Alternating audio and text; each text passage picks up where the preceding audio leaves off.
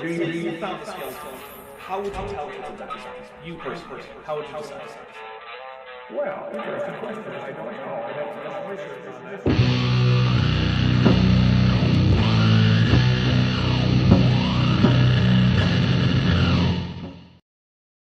All right, hey everybody, welcome to Dapper Reacts. I think 6, something like that.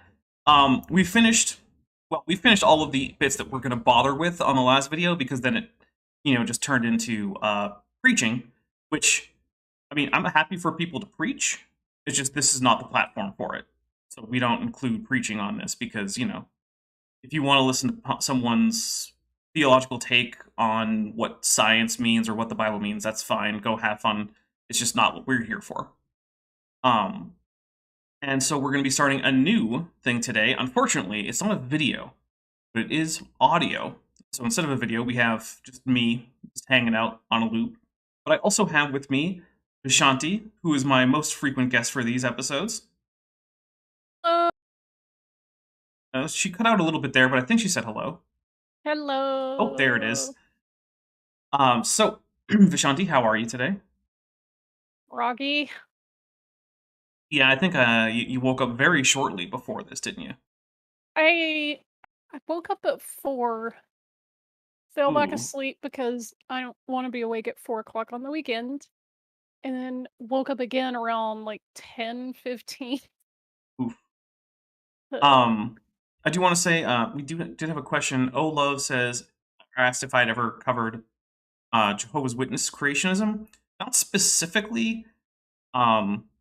I have covered some old Earth creationist stuff, which is where the Jehovah's Witnesses usually end up. If you have anything in particular from the JWs that you think I should cover, send it my way and I'll take a look. I can't promise anything, but yeah, I mean, it's a possibility. I don't exclude them from my interest. It's just that most of what I've seen of theirs is really, really boring. So that's actually one of the struggles of this channel. It's not to find nonsense to respond to. It's to find nonsense to respond to that isn't also so amazingly boring that I fall asleep just trying to get through it. Because if I can't stay awake to make a script, you guys aren't going to get a video out of it. But Vishanti, are you ready for 5 questions for evolutionists? Okay. Yeah, sure. I guess so 5 questions for scientists, but yes. It's basically just I'm not 5. a scientist. Well, the thing is, of course, this person is going to be conflating evolution, atheism, non-Christianity. Like, all of these are just the same thing to him. Of course. Because you're either a Those Christian... are all definitely exactly the same. Right. You're either a Christian, which means you must be a young Earth creationist, or you're an atheist. Those are the options available to humanity, apparently. I personally feel like there are a whole lot of other options that are available because I know people who seem to have taken other options. But I guess I must be wrong. Right. Sounds fake. So guys, this is an all audio. I got it actually from the DinoDave.com website. It's Dino Dave is the guy who made this. As far as I know, this little speech he gave is only available on audio. The sound quality was atrocious. And it's still pretty bad, but it's better because I pulled it into Audacity and I put in like some noise reduction. I boosted some of the frequencies so that, it didn't sound quite as tinny. I did a little bit of truncating here and there. I also cut out a few things. It was just him hawking his wares because, well, he was like, hey, come up to the front of the church and buy my book. And it's like, well, I'm not physically there, so I don't care. I wouldn't even if I were there, but I'm not, so it's even less important to any of us. There is also, I'm going to give a warning, there is some self-harm discussion that's going to come up. We're going to talk about it. It's fairly early on, and I do have some of it mostly to stay monetized. And I have listened to about half of this just to make sure that it was something that was interesting to talk about. Oh my god, Dapper, I just found your video from Apologia. Bookmark. Well, I hope you enjoy it. Rules. Jackson Wheat is in it, too. I see. That's great. All right, here we go. This is Dino Dave, who's going to be asking us over the course of 46 minutes, oh my god, 5 questions for evolutionists. So what is that per question? What is that, like 9 minutes per question or something? Jeez. All right, here we go. Maybe 3 years ago or so, saw the Ken Ham Bill Nye debate. How many of you guys saw that debate? Several of you did. Quite a I saw it. I saw it live, I think. Did you see it? Don't think I watched all of that one. I started to watch the Hovind debate with what it was, Bill Nye. Did I don't remember. Open actually I debate? No. properly ignore everything I just said. Fair enough. All right, so we have a poll coming up. Because one of my rules is when the creationist asks his audience a question, I ask my audience the same question. Someone's asking why I can't hear anything. It might be that you have your thing turned down, because I should be getting everything. YouTube says I'm putting out audio. Everyone else does. Seems to be hearing. Anyway, all right, so yeah, I watched it live. I, as well as a lot of creationists I know, think it did not go well for Ken Ham. I do have some problems with Bill Nye's performance, especially when he started talking about the history of the Bible, a subject about which he clearly knows nothing, which makes me wonder why he bothered. Well, you know, all this religion stuff's fake anyway, so I can go in without having done any research. The thing is, even if it is fake, that doesn't mean that there's no research for you to do. You can still sound like an There's idiot. no reason to bother looking into this. The thing is, okay, let's just take for granted the idea that the Bible has as much truth to it as, like, say, the Harry Potter series. Okay, great, but you still can't go to a Harry Potter convention and talk absolute nonsense about Harry Potter and then think that people are going to think you're smart. Because they take the book seriously, and clearly you don't know what you're talking about. So what I'm saying is, if you, even you're an anti-theist, I don't care. If you want to go talk about the Bible to people who believe in it, you need to know a thing or two about it. There you go. Yep. There you go. number of you did. Okay. Well, we're going to really, I'm going to give a presentation this morning that came out of that debate. I love it anytime that we can debate evolutionists. I almost can't get them to debate me. I was up speaking this last Sunday for a Pastor Angel who's in Plymouth. Some of you may know Wade Reed, Wade and Verilisa, and some of the folks up there in Plymouth, and I was speaking for them. And Pastor Angel tried to get somebody from Plymouth State to debate me, and they're not interested. You know, they don't want to maybe lose. Okay, it's... Ah, Here's the thing. hey. First, no one's heard of Dino Dave, Nope. right? I didn't know about him until like 3 days ago, and the only reason I knew about him is because I was specifically looking for new content to cover, right? I spend an odd amount of my time, even if I were a creationist, looking for new creationists to talk about, so that my channel isn't just a cavalcade of the same.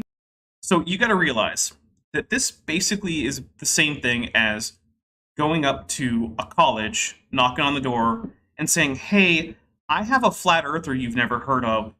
Would the geography department like to send someone to debate him on a weekend? No! What possible thing could anyone get out of that as like a professor of things like geography? Like, I spend my time trying to do things like come up with ways to make maps accurate and like do map projections and things, and now it's my weekend. I'm probably have a bunch of papers to grade, and you want me to take time out of my schedule to come and debate a nobody about a topic that's been settled for millennia. In this case, it's only centuries, but still. Right? Like, the reason isn't because they're afraid they're going to lose. It's because there's absolutely no good reason to do it. The reason I do this, it's because I'm not a scientist. I don't have a research schedule. I don't have papers to grade. I can dedicate some time to this. And also, you know, I used to be there. I used to be a creationist. The reason that people like, say, Dr. Dan or Joel Duff or PZ Myers do it is because it's their hobby. That's what they do for funsies. But, like, yeah, the idea that some college is just going to send you a professor to debate a creationist that no one has heard of? No. By the way, it looks like about half of the audience did and didn't watch the Nye Ham debate. It's pretty long. I did enjoy watching it. I don't know, like, You said you didn't see it, right? Yeah, I didn't see it. I saw there was a different debate that I was thinking about. It wasn't the Nyham debate. I would say I recommend it, but only if you're willing to sit through a very long debate. If that's the kind of thing that you enjoy, I would possibly consider watching it on like 1.5 speed. yeah, that's reasonable. Yeah, 1.5. And they don't want to give credibility to the creationists. But No, this that's true. talk we're going to give this morning came out of that debate. I loved the debate, but I wish... Sorry, guys, by the way, he peaks his mic through most of this, so you're just going to have to... It sucks, but I tried to claw it back a little bit so it doesn't peak, your guys' speakers, but whatever. There's only so much I could do when he was peaking his mic half the time. It seemed like most of the focus was on challenges to the creation model. And I would have liked it if maybe there could have been more of a focus to some of the challenges within the evolutionary model. We discussed the fiery flying serpent, and I understand they recorded it, so if you missed it, you can get it from them. I have no idea what he's talking about, but okay. But then we're going to talk this morning about 5 Qs, 5 questions for evolutionists. By the way, I have some goodies up here. Some of you kids are going to want to come look at the dinosaur fossils. I've got the T-Rex tooth, and I've got some of my best friends, the dinosaurs. They never talk back to me, so I like them. And then I've got some pamphlets here. Yeah. There you go. Also, I have seen his display, because I did watch a video that I did find recorded.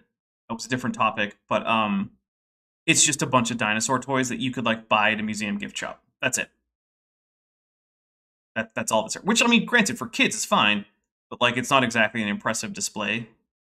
It's less impressive than most of those little hand carts that people at museums wheel out, primarily still for kids, but at least have stuff that you can't just buy at the gift shop to look at. If you're in the dinosaur section, they'll have brain endocast or something, or they'll have in a little plastic, clear plastic cage, a skeleton of some small animal or something. It's less impressive than that. The pamphlets are free. This 5 Qs pamphlet goes with the talk we're doing this morning. And then also this pamphlet here, Did Dinosaurs Coexist with Man? These are free. Grab a bunch of them. Put some in your Bible as a refresher course. If you run into somebody who's an evolutionist and you're trying to remember, maybe all these things don't come back readily to you. But go ahead and grab a few of these, and I trust they'll be a blessing. We've got extra boxes in the car if we run out. And then Did the Dinosaurs Coexist with Man? This is great for people that like dinosaurs, maybe scientifically minded. On the back is a full plan of salvation, so you can use it kind of like a tract. But please, grab some of these. Okay, 5 Qs or 5 questions for evolutionists. We're going to be maybe a little bit less formal than would be typical on a Sunday morning here. So if you're offended by my meandering around and looking for some participation, just come back next week. Brother Tom will be lots better than me.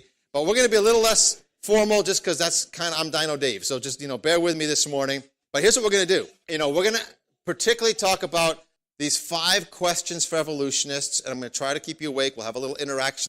You could just ask one of the questions right now. I know. That's an option. And the thing is, this is actually we have a 46-minute sound, file. The actual thing was about an hour and 20. That's how much I've cut out of this. Wow. As we go. Yeah. Now, if you're a young person and you're going off to college, I hope this will be a blessing to you. I'm looking at a lot of young people out there today, because here's part of the burden of my ministry, is to arm young people. I forget who I was talking to just this morning on the way in. Maybe it was Steve or one of these guys. About an atheist. The guy goes off to college and becomes an atheist. And that's... Yeah, pro tip, if you don't want your kids to abandon the things that you taught them, maybe don't teach them outright falsehoods. Just saying. Concept. The thing is, if you teach kids that young earth creationism is a core aspect of Christianity, and then they learn, even a small amount of almost any scientific field, they're going to realize that that's dumb. And if you've told them that's a core aspect of Christianity, guess what they're going to think is dumb overall? Weird. Yeah, Christianity. Weird, right? So maybe don't teach that as a thing at all, preferably. But even if you do, you can say things like, well, this isn't, the most important part of Christianity. There's these other things that are more important, but this is a thing that we happen to believe. Maybe too. I don't know. I mean, I interview a lot of people who are now former Christians whose first step was getting to realize that young earth creationism was nonsense. So, to be fair, I also interview a fair few current Christians who also left young earth creationism, so it's not a guarantee, but it's not setting your kids up for success if by success you mean continuing to be Christians. All right, here we go. Part of the burden and part of the desire of these atheist professors is to knock the faith out from under young people. I'm not going to say that can't be the case. It's not appropriate. Right? Yeah. Your professors should not be trying to convert you to a new religious stance beyond simply teaching you the true things about their field, right? If that happens to do that, right, like if you have a biology professor or a geology professor and they're like, okay, this might be part of your religion, that this stuff is not true, but it obviously is, and I'm going to teach it. All right, well, you signed up for the class that was going to challenge your faith. But if there's a professor out there who's like, oh, I want to make sure that all my students are atheists by the time they get out. Basically, if your professor is Kevin Sorbo from God's Not Dead, that's a problem. You should approach school administrators. If that's not working, I would even say go as far as, approaching things like legislators and, things like that. Not okay. If anyone's trying to convert you to a new religion or away from religion overall in school, they shouldn't be. Agreed. Now, that being said, it was not my experience in school that my professors tried to push a particular religious view on me.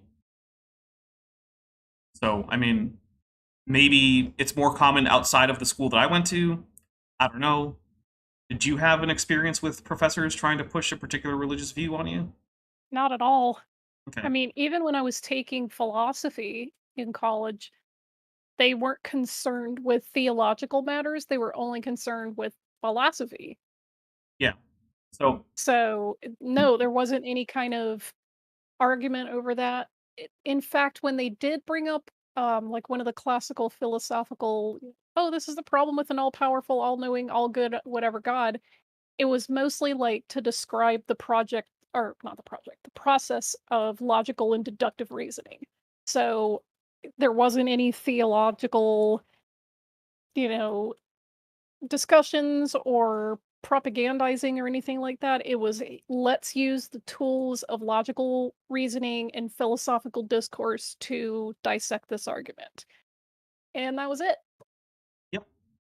I mean, my experience was similar. Now, look, I'm not going to say that there aren't professors out there who will try to do things like that, right? Because, I mean, there's a lot of professors.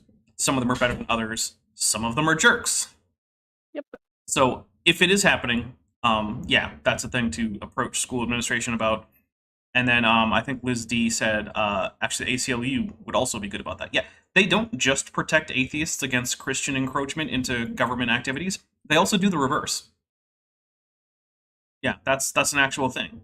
If you're a Christian and your government-funded school is trying to push atheism on you, they'll help with that too. Now, of course, there are exceptions. Like if you went to like a school that's literally called Atheism U or something like that, maybe you should expect that. Just like if you went to like, whatever Christian tech, maybe you should expect them to be pushing Christianity. So those are schools where I would say that there's an exception. You know what that school is. You know what they're going to push. And if you don't like it, I don't know why you would go there. It's just, God, I have to say that while I'm glad overall for the ACLU, I was pretty done with them when they were like, well, because we believe in free speech, period, the end, we're going to defend this Nazi from, just like, man, can you not? Apparently not. No, they can't not. Just good grief. That's a lot of negatives. Yeah, I was pretty done with them after that, and I was like, hey, how about you stop sending me renew your membership packets and go jump in the ocean. Yeah, Science Side Up says, I've never once had a professor mention religion in class, and I've been in school for about 10 years.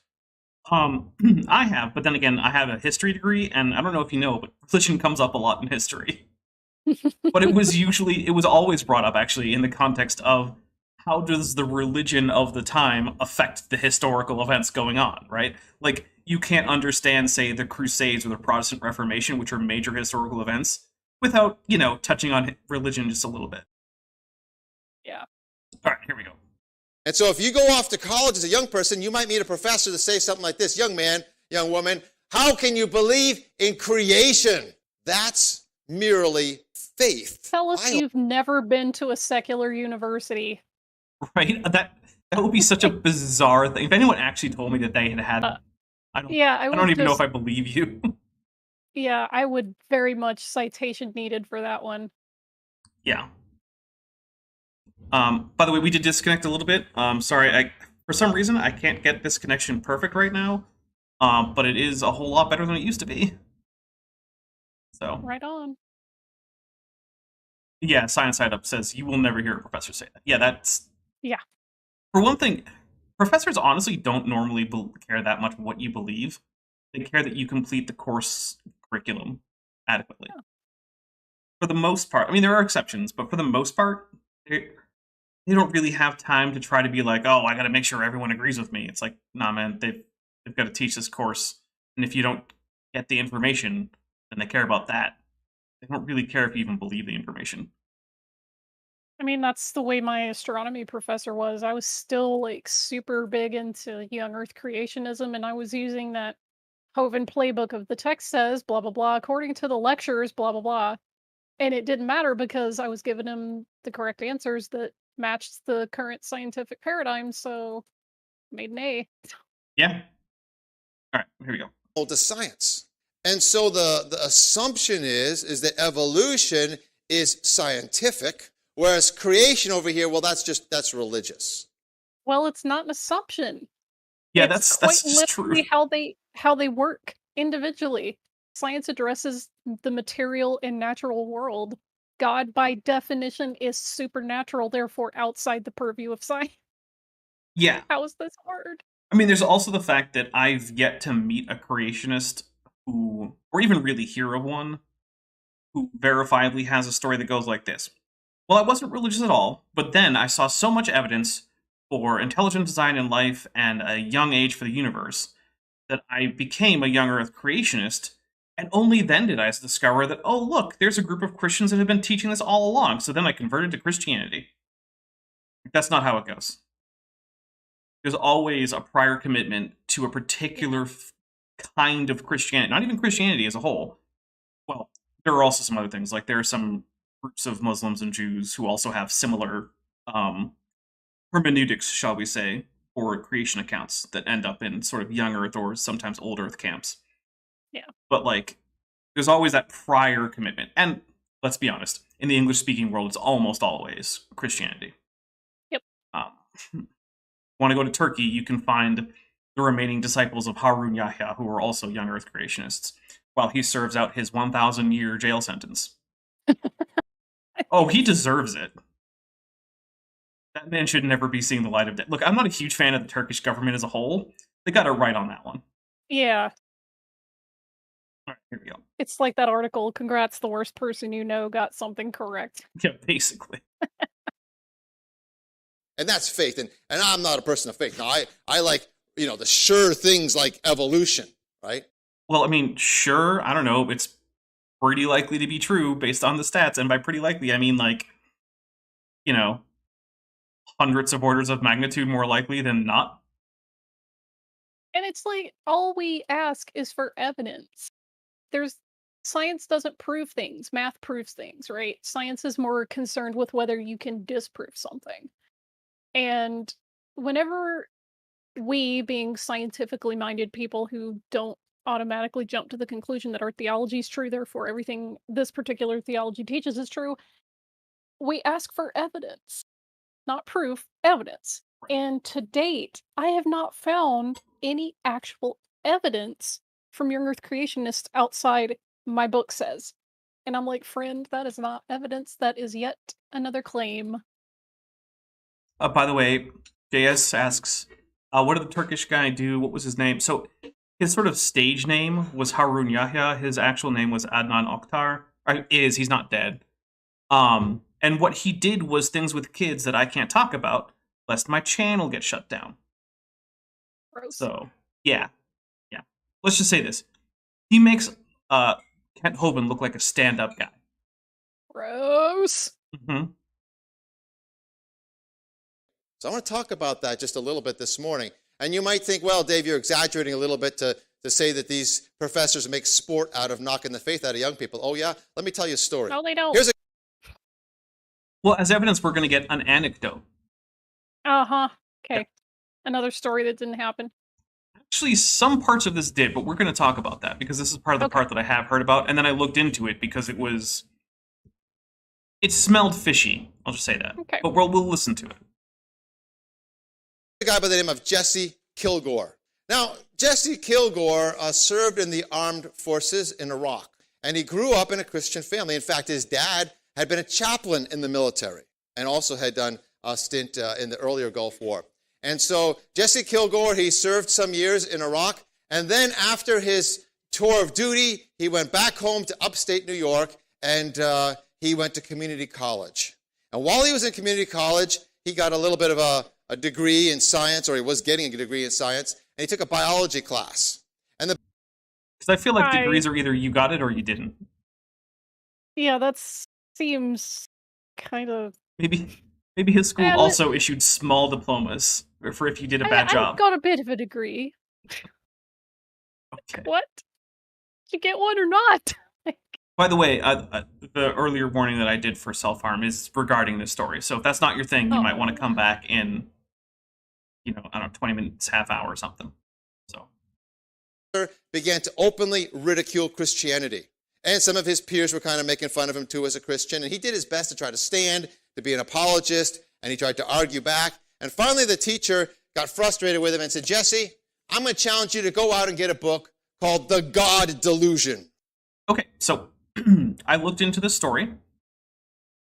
There is no evidence that any of this that he's saying right so far, that he was mocked for being a Christian, that his professor encouraged him to get this book. There is no evidence any of that is true. He was in school. He did apparently own the book. It seems like he read it. That's as much as we can say right now.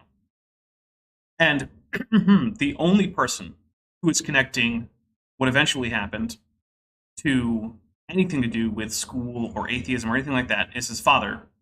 Now, I don't want to minimize the suffering of a parent who's lost a child, because that's where this is going.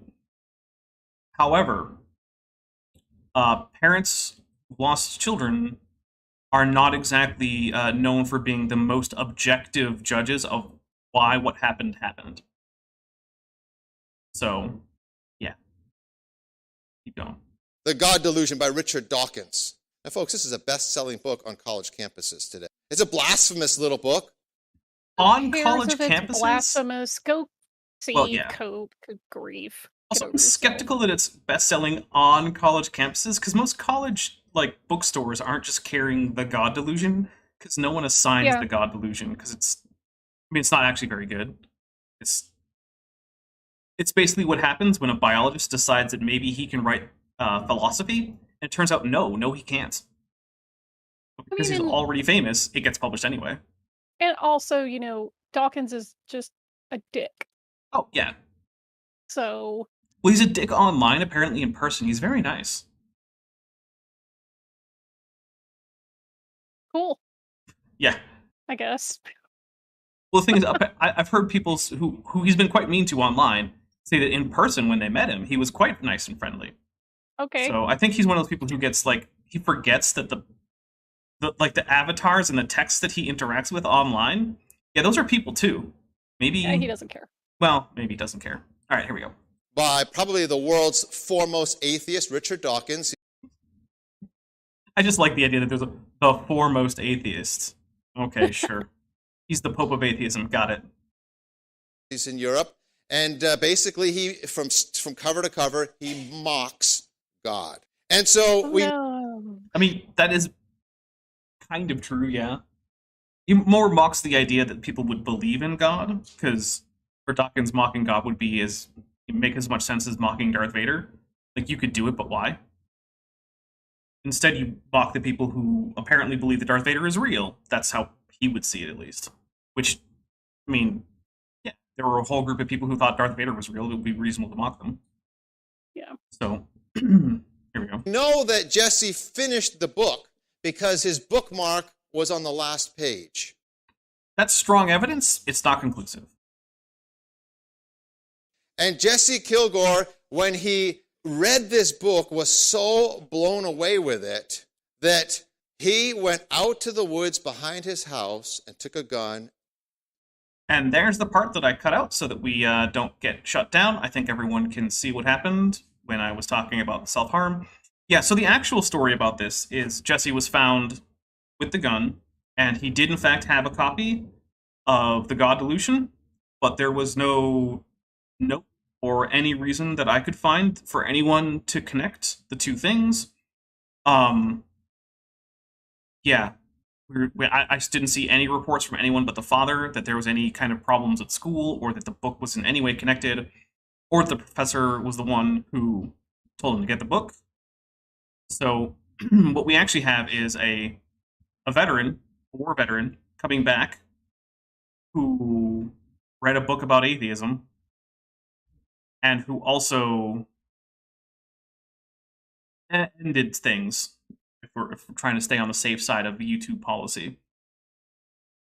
I don't know how you can reasonably leap from there to his professor drove him to it by getting rid of his faith. I think it's just as likely that he lost his faith in the war. I know plenty of people for whom that happened. Yep. Also, as a war veteran, he probably had a lot of psychological things going on besides the emotional turmoil of losing his one faith. So, Vanelli in 1998 for $4.99 says, if it's not biology related, don't really care about Dawkins' opinions on other issues. Yeah, no, that's fair. Yeah. I also agree. Dawkins gets pretty much everything wrong once he steps outside of evolutionary biology. All right, here we go. Now, that's a story that's a tragedy on a number of levels. I agree with you there, buddy. It's a tragedy that a young person would go to college and would be so mocked and ridiculed for their faith that the teacher and all their peers would gang up on them and literally put them in that kind of a position. That would be a tragedy. We still don't have any evidence that it happened. But it's also a tragedy that somebody would read a book like this blasphemous little book by Richard Dawkins and not have any answers to. Sorry? I just get so... this whole thing about, like, it's blasphemous. Okay. I mean, normally I would say that matters to you, but not to your audience, except that his audience it does matter to. Like, I'm just so unconcerned about whether people are like, that's blasphemy, that's heresy. I don't care. That doesn't make it untrue. Just because you're like, oh, it's heresy. Okay, it's medieval Europe. Like, yeah, that just tells me this disagrees with my religious convictions. It doesn't actually indicate that it's wrong. Because here's the thing, right? Most people have to be wrong about some of their religious convictions, because most people have religious convictions that are at odds with most of the rest of other people. So, yeah. Do it. Because it's sophomoric at best. Professor Dawkins is a pretty good biologist, but he's not even a really good philosopher. Well, there we can agree. He's not a good philosopher. And we're going to talk about that book and some of the major problems in that book. But when he got done reading the book, one of his friends said this: he was pretty much an atheist with no belief in the existence of God in any form, or an afterlife, or even in the concept of right and wrong.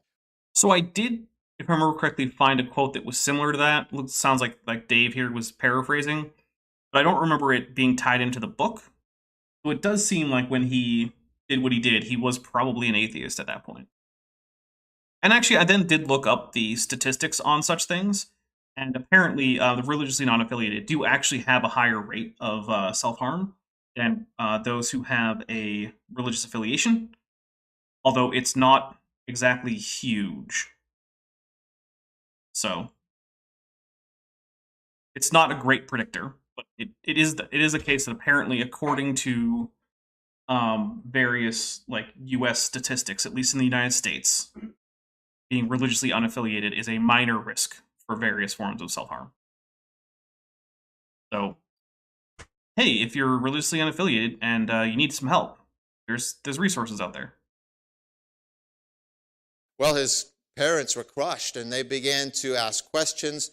And one of his friends said, it was that book. It was that book. What book? And they searched his bedroom, and underneath his mattress, they found a copy of it. Well, the Bible says this in 1 Peter 3:15, but sanctify the Lord God in your hearts, and be ready always to give an answer to every man that asks you a reason of the hope that is in you with meekness and fear. Pause. See, my friends, This verse gets used a lot. And it is very frustrating that the people who seem to love, using this as their go-to, ignore the part where it says, be ready to give an answer to anyone who asks you. Not be ready to give an answer to everyone on the street corner by going up to them with a microphone. Yeah, Ray. Just, what? Yep. it's not an option to us as believers. We are to arm ourselves to be able to give an answer. You might say, well, I'm a new Christian, or I just don't understand all this stuff. It's confusing to me. Well, at the very least, you can give an answer for what God has done in your life. The Samaritan woman did that. Said, come meet a man that told me everything about me, and she was able to bring a whole bunch of folks from the village just because of what God had done in her life. Fun fact, at no point in the narrative was she quizzed about how old the Earth is or about the origin of biological diversity. Yeah, not a thing. In fact, actually, I don't... Okay, so it's been a while since I've read all of the Gospels in a row, but remind me, because you've read them all too. Does Jesus ever quiz anyone on how old the Earth is or on biological diversity and how it arises? Nope. Okay. Just wondering.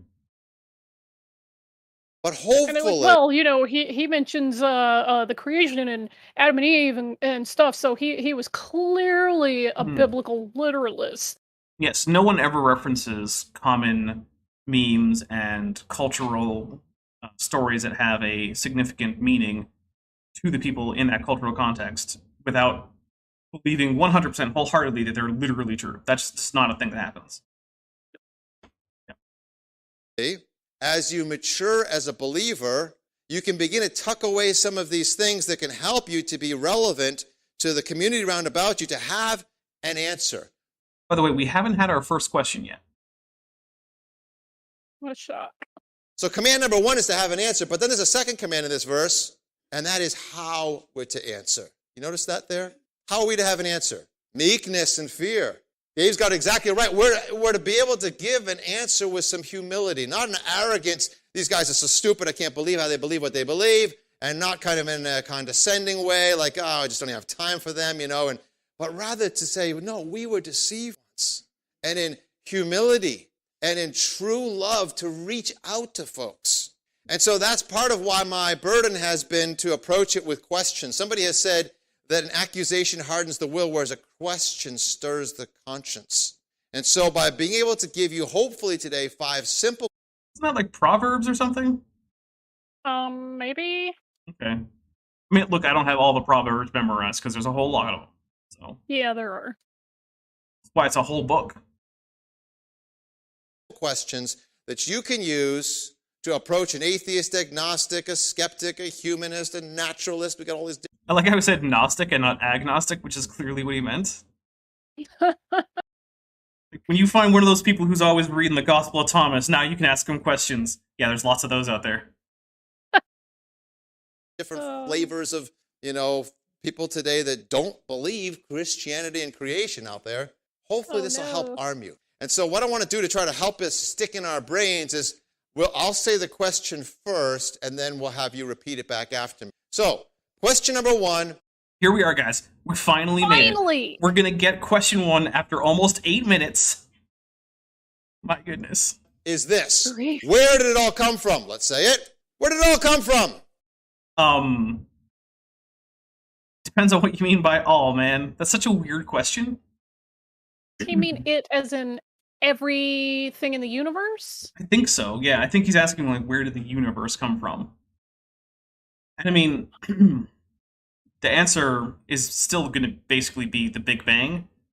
And then I don't know if I think I listened to this bit. And of course, then there's going to be a follow-up. Well, where did that come from? It's like, dude, the fact that I can't go infinitely far back in my explanations doesn't mean that as far back as I can go doesn't count, right? The analogy I use a lot is like, so let's say you're driving down the road, right, and you see some tire skid marks on the road, and then in the ditch is a car that's crashed into the ditch. And so you and your friend who's in the passenger seat get out to take a look, maybe see if there's someone in there, so you might need to call emergency services or something, right? Let's just say there's no one in there to keep it nice and not so dark. But the car's totaled. Okay. So then you look at the road and you're like, oh, hey, there's thin patches of ice that are hard to see right before the tire skid marks. I think maybe this car, whoever was driving it, was driving down the road. Maybe they were going a little bit fast. They hit this patch of ice. They lost control for a bit, slammed on the brake, but it wasn't enough. Their momentum carried them into the ditch. And that's where they crashed. Okay.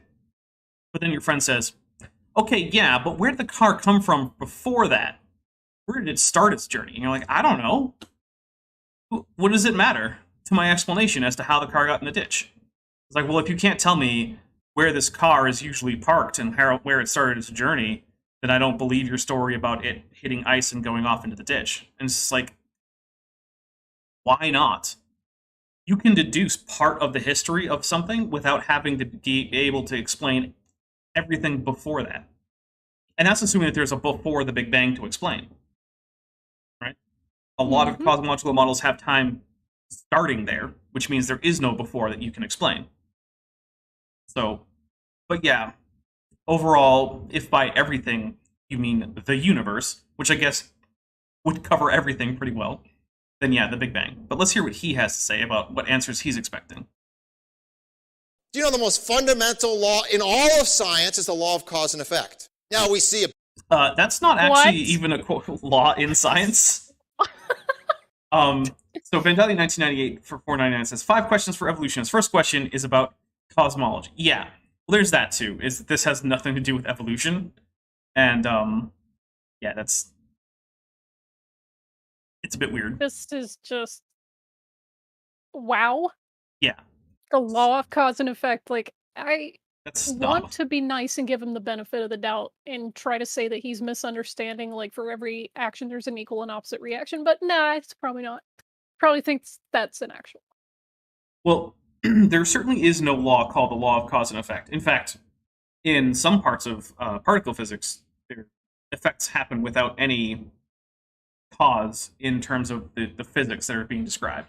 Maybe there's some underlying principle that we just don't know about, but if there is, it's not obvious, and it doesn't seem to be required in the calculations to make sense of what's going on. But yeah. Now, it is a philosophical principle that you can apply to your understanding of a lot of scientific things, right? Like, I lit a match and then I put it to some kindling, so the cause of the fire of the kindling is the match that I held up to it, and the cause of the match is the match being on fire is me striking the box with the match, so on and so forth. But like, you're not going to find a law of cause and effect in your physics book. building explode, we're going to say, what caused that? In science, we say it this way: every action demands an equal and opposite reaction, right? Hey, guess who guessed it right? Good job, Vishanti. Yeah. Yeah. The law of cause and effect. No, that's Newton's first law, not the law of cause and effect. There's a reason it has that name. It's the most basic of Newton's laws of motion, which is why it's the first, and it's called Newton's first law because he's the one who first formally codified it. And we just observe this naturally as kids. You know, we stick our thumb in this little soft thing up here and go, oh, I don't want to do that again. Right? I think he just pressed on the top of his soft palate with his thumb, which I didn't do as a kid as far as I know.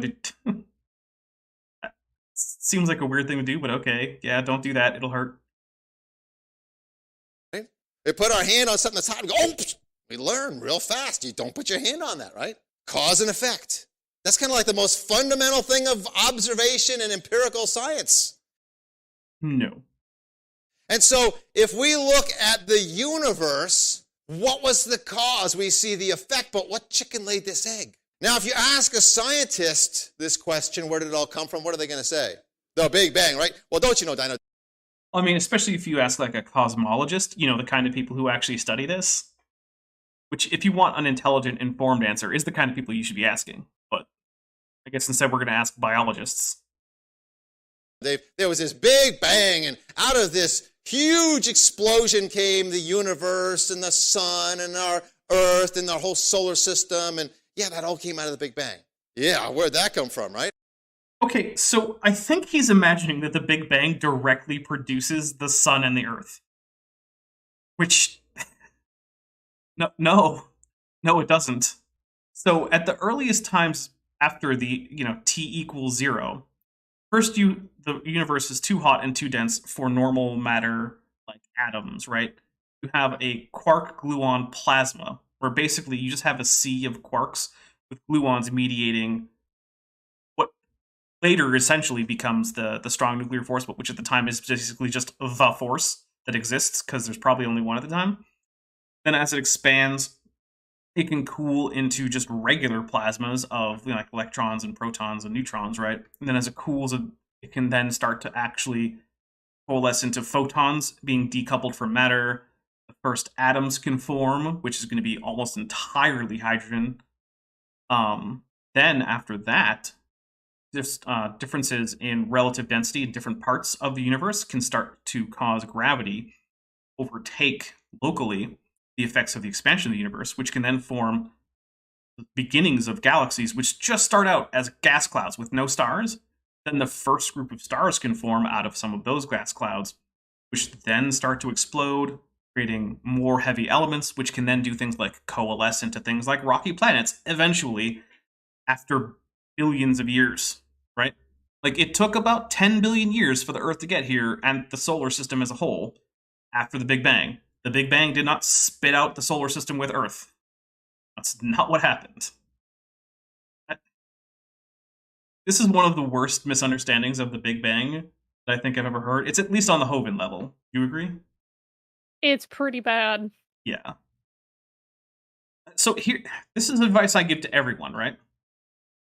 If you can't describe the idea you're arguing against to someone who holds it well enough that they would say that what you've described is what they believe, then you don't know it well enough to argue against it. Oh, is it Newton's third law? Oh, yeah, okay, I missed the first and third law, I guess. Here's the secret about the numbers. They're arbitrary. But anyway, yeah, I think I did mix those up. Whoops. You see, again, we live in a cause and effect world, so don't be satisfied with something like that. We should come back and say, okay, that's really interesting. Where did the Big Bang come from? Don't know. That's the answer. Don't know. Doesn't matter. It doesn't make the fact of the Big Bang any less true that I don't know why it happened. Which I don't, right? There are theories, there are hypotheses, there are models that involve pre-existing areas of space-time that aren't our universe, that can cause a Big Bang. There are ideas that don't involve those, that involve, like, various eternal states or the actual beginning of time, and why that isn't necessarily a contradiction, and all that's out there. I don't know enough about any of them to make a decision as to which one I think is most likely. And quite frankly, if the reason you want to go with is because God said so, okay, just don't deny any science while you're doing it. Literally, I will not argue against someone who says that I think that the thing that caused the Big Bang is God. Like, okay, sure. Perfectly fine. That's absolutely fine. But if you're going to tell me that the Big Bang didn't happen because you don't know why it started, that's not a valid reason.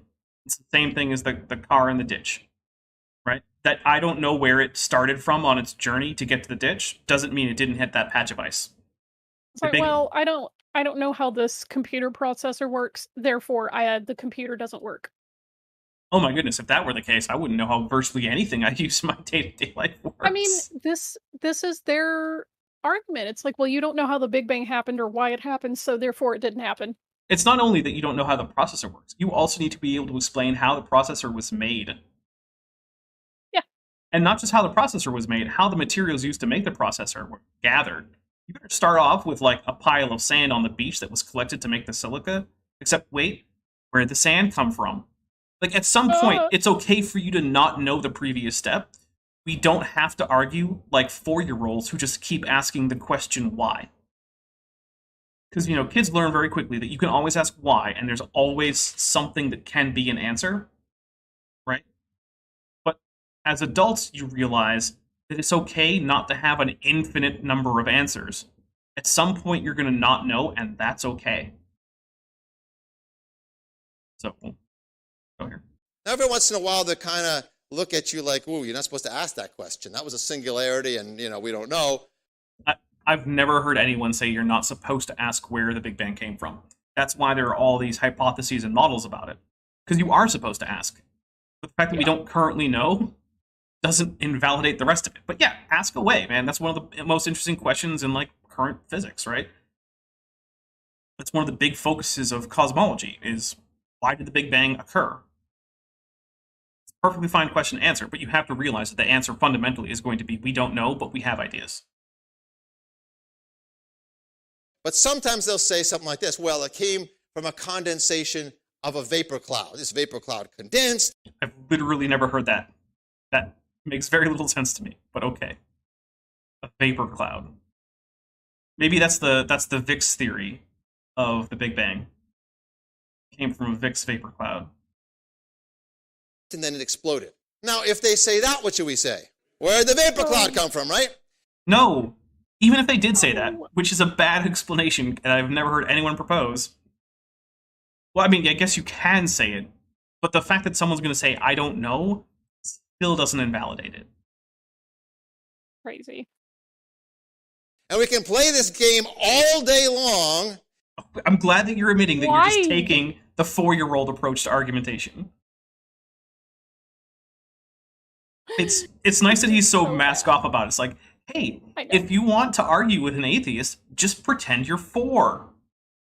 I mean, I guess that's an option. You can take that route, I guess.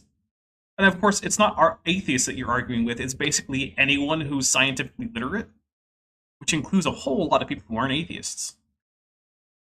And in the end, I'm telling you, you can only have one of 3 possibilities. I've done this talk all over the country and even in a number of foreign countries. I've never had anybody suggest to me that there are anything but 3 possibilities. Possibility number 1 is spontaneous generation. That is, there was absolutely nothing, and all of a sudden, spontaneously, the whole universe got generated. Now, you might be saying, do people really believe that? They sure do. Here is General Science, Harcourt, Brace, and Yovanovitch, and it says on page 362, nothing really means nothing. By the way, this is one of the textbooks that Kent Hovind has. It's from like the early 90s. I don't know, maybe it's just super popular with like pseudoscientists, or maybe this guy, who does seem like a Hovind clone, just decided to go out and like copy Kent Hovind's textbook collection for some reason. Not only matter and energy would disappear, but also space and time. However, physicists theorize that from this state of nothingness, the universe began in a gigantic explosion about 13.8 billion. Isn't that the ultimate free lunch right there?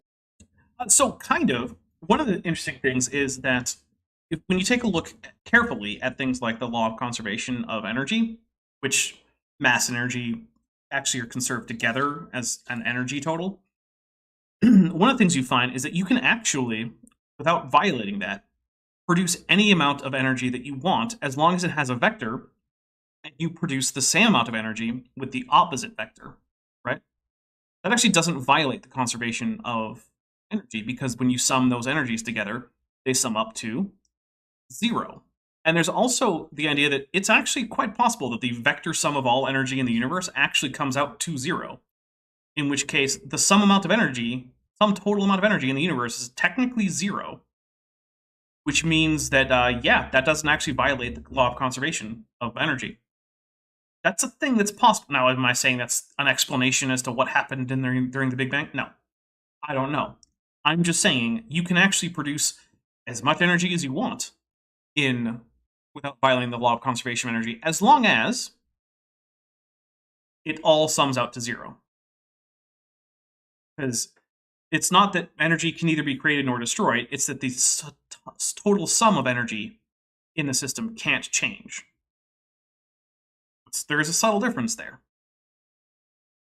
You got the whole universe from completely nothing. Here is Discover Magazine, April 2002. The universe burst into something from absolutely nothing, zero, nada.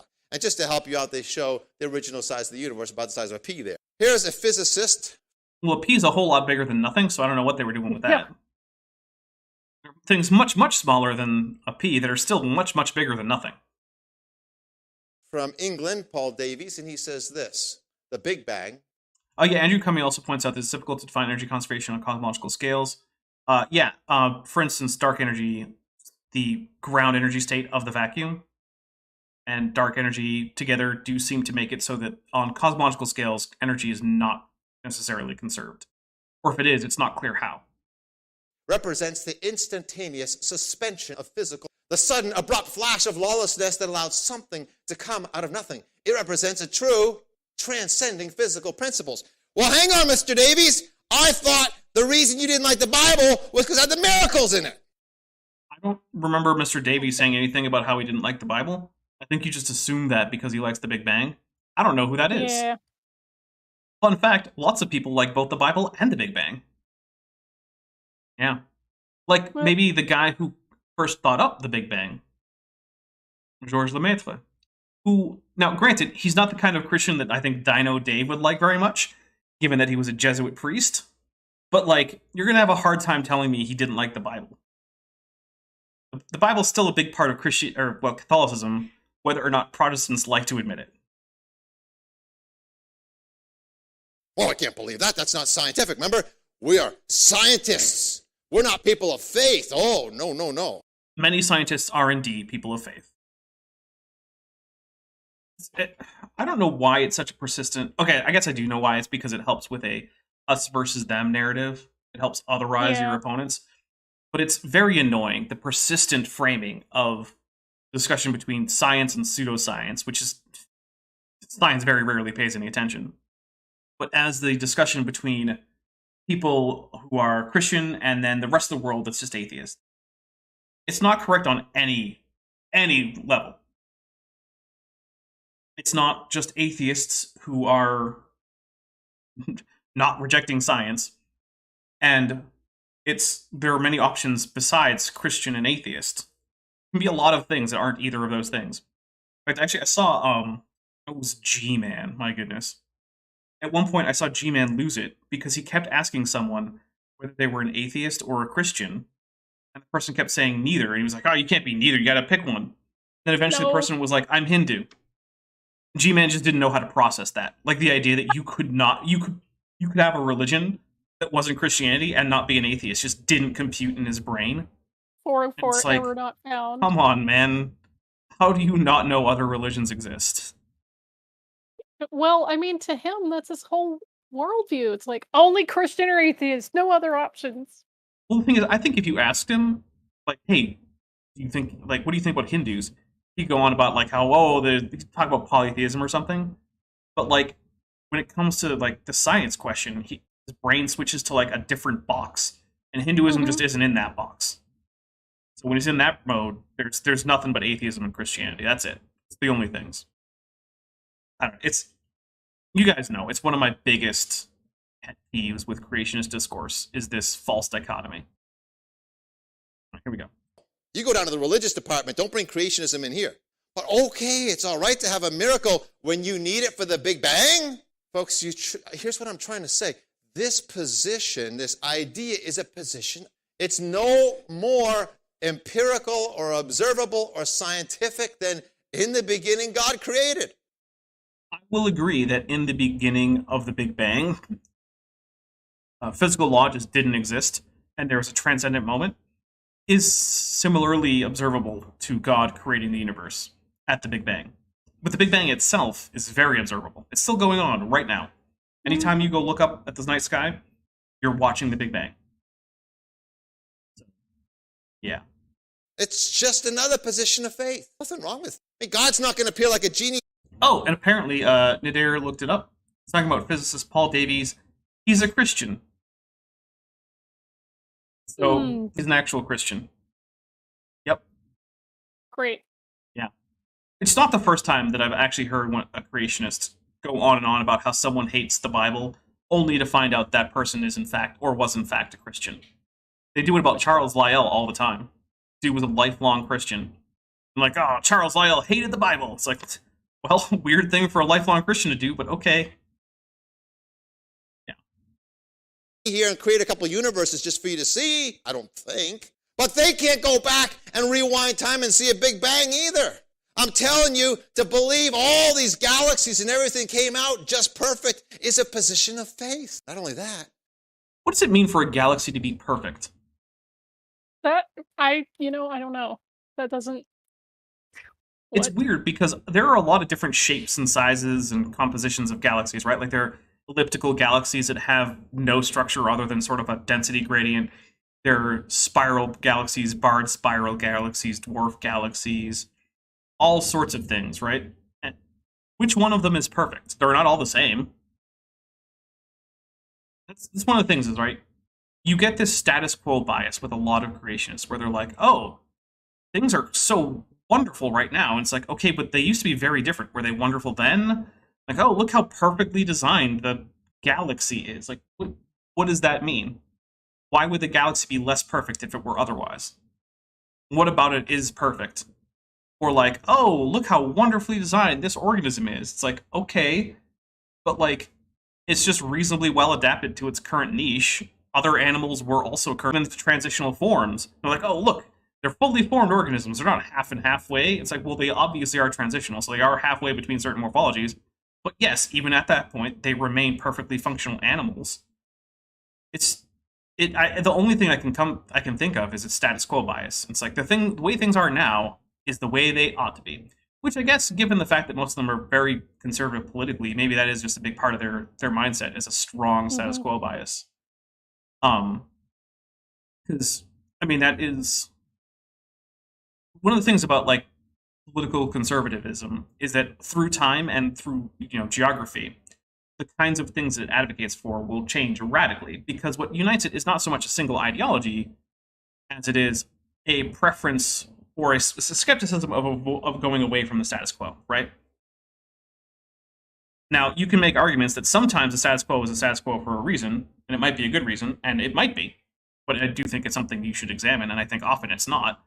But it still betrays that maybe that's a big part of the mindset there, is a strong status quo bias. So, Here we go. It runs against known scientific laws. I would love to hear which law it runs against. That would be great. You see, in science, we have the laws of thermodynamics, some of the best established and most stable science that we have. That's true, we do. But you know what? It's been about an hour. We're going to take a quick break, and we're going to come back, and we're going to get maybe another, who knows, maybe even another 10 minutes of this, which is not going to get us all the way to the 46-minute mark on this one. So, Vishanti, I will see you in just a few minutes. Okie dokie.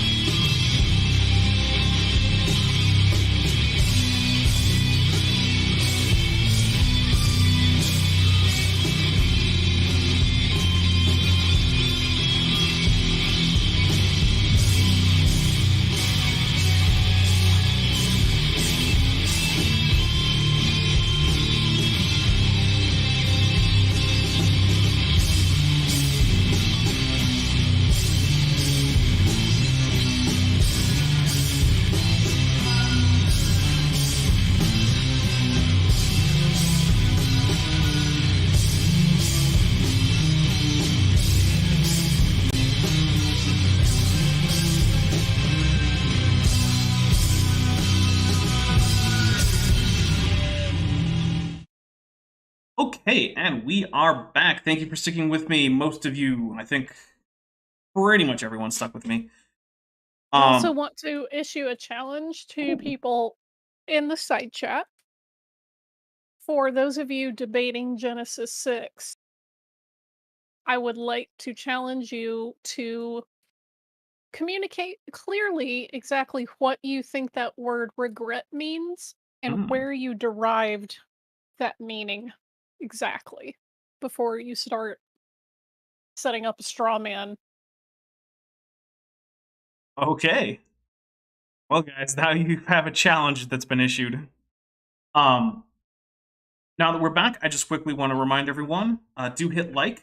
It does help this out. If you're enjoying the show, please share it on various social media. Put it on your Twitter, your Facebook, anywhere you think people who might be interested will see it. And of course, the channel does, in fact, just like PBS, depend on support from viewers like you. So if you would like to make sure that the channel can stay indefinitely on the air, there are several options. There's the channel membership, which I encourage people to join. I think we currently need 12 or something people before we get a new emoji, which will hopefully be the Get Bent emoji. Yay! Yeah, so if you want, that starts at $1.99 a month. You get access to the Discord server that I'm very frequently at least monitoring, off and in. It'll get you access to a whole bunch of early access videos. I think it's something like 12 or 13 early access videos. There are other things as well. If you up the pledge, you can get your name in the credits and stuff. And there's also a similar deal with the Patreon. It doesn't get you access to the channel emojis, but the lowest tier is a little bit lower. Other than that, it's basically the same, except that it does have higher tiers if you're super generous and you want to do something crazy like $100 a month. The option is there. I don't expect you to take it.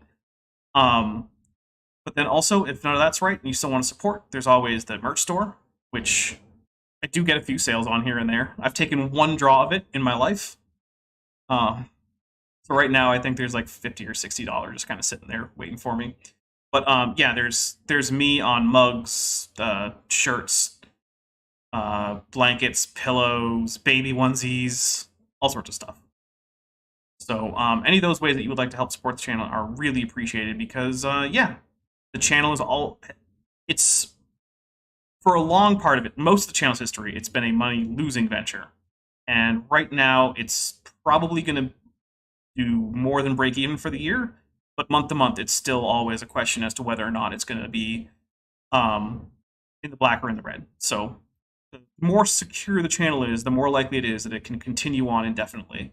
Which is what I want, right? I don't want to stop this anytime in the foreseeable future. Liz D says, what about adult onesies? I think there might be pajamas. I'm not positive about that, though, because it's been a while. I put my picture on just about everything that Teespring had. So there's also stickers. I'm not sure about adult onesies. Sorry about that. Anyway, here we go. Well, let's get more of the Dino Dave. He's gotten to one question in 11 and a half minutes. Here we go. And in thermodynamics, the first law says this, the law of conservation, energy can neither be created nor destroyed. Actually, it doesn't. It says that in an isolated system, the total sum of energy can neither go up nor down. So that's not actually the same thing. Now you can take matter, like I could take atoms, and I can turn them into energy via nuclear fusion, fission, and it becomes energy. That's what basically atomic bombs do, right? True. Yep, that is basically true. But you're not destroying it, you're changing it from matter to energy. So in the end of the day, energy is never created or destroyed. So if... Nope. Again, in an isolated system, the total amount of energy stays the same. So does that apply to the universe? Well, there's a few things. One is, as we already discussed at cosmological levels, it might not apply to the universe. The thing is, scientific laws aren't called that because they're absolute truth that can't ever be altered, right? They're called that because within the realm of their applicability, which is usually not universal, they are consistently observed relationships mathematical relationships between phenomena. That's what a law is. It's essentially an observation that can be expressed as an equation. And if the observation is violated, then one of two things have to happen. Either the law needs to change, or the conditions under which the law is applicable need to be better defined. So, for instance, Newton's laws are inaccurate at speeds that are a significant fraction of the speed of light. And so we actually have different laws that still incorporate the same terms, but more terms from Einstein. However, at classical speeds, like you're going 60 miles an hour down the highway, Newton's laws are going to do you just fine. So for most practical purposes that humans encounter, those laws are well within their realm of applicability. But in certain extreme circumstances, they're not. And sometimes we have to deal with that. That's why things like, people launching satellites have to worry about Einsteinian physics. So there you go. Here we go. That's the way the natural world works. How do you get the whole universe? Nothing. It runs directly against the natural. As those great Yeah, he cut out there. Sorry. scientists, Maria and Captain Von Trapp, said, nothing comes from nothing. By the way, Maria and Captain Von Trapp are not scientists. They were an Austrian couple who fled the National Socialist German Workers' Party takeover of Austria to the United States, where they and their children started a song and dance troupe. They are the subject of the movie The Sound of Music, which, by the way, doesn't actually end with the family, like the kids and the father learning how to get along better through music and him lightening up and stop running the entire house like a ship. It then moves on to dealing with the sort of prelude to World War II, where the family has to flee. That's the whole other part of the movie that people seem to forget about. It's not just a fun little cute story about how some kids and a, novice nun managed to break through the shell of a old man who was still, mourning for the loss of his wife. There's more to it than that. Here we go. Nothing ever could. Well, there's a second possibility. Not only do we have spontaneous generation, but we have the eternality of matter. Now, this is a little different theory. This just says it was always there. The universe is eternal. It was always there, whether it was in the form of a Big Bang or of a vapor cloud or of a universe like we see today, but it's always been there in some form. And there's lots of folks that would hold to this view. For example, the Humanist Manifesto, written all the way back in 1933, says this, I quote, religious humanists, they say they're religious, and they are. Under some definitions, right? Under definitions like a system of moral thought in a community that, has shared beliefs and in some cases even rituals, you can call that a religion. Under definitions that find it very important to have beliefs in the supernatural or the afterlife, maybe not. It's one of the real thing there is religion is ill-defined, even in terms of things like fields like religious studies, where you're studying religions from a social sciences perspective, right? What counts as a religion is up in the air. And that's in part because the idea of religion comes strongly out of Europe, where the religions that people were dealing with were primarily Judaism, Christianity, and Islam, where they were a little bit easier to define, right? It's not usually pretty obvious if you know enough about someone which of those three camps they're going to fall into. Whereas in other parts of the world where belief and practice was more varied and there was more overlap, and you could be a Buddhist as well as believing in various local gods and things like that. It didn't work quite as well to just say, this is the box of a religion. And so when religious studies started, of course, in Europe, it started with the assumptions that religion worldwide was going to fall into the boxes that you could put it into from the interaction with, like, Europe, North Africa, and the Near East, so like the Mediterranean area. Yeah, it turns out that doesn't work as well in the rest of the world.